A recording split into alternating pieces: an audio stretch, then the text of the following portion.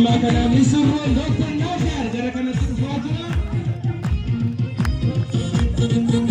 Misirrichi waa'illee isaanii mizoolii isaa waliin babbareedee tottolee gara kanatti dhufaa jira.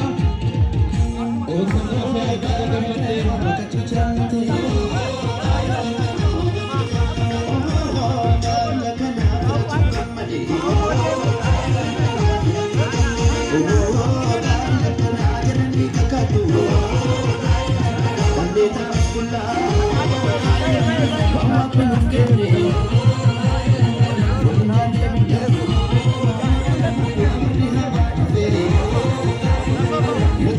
Let's go.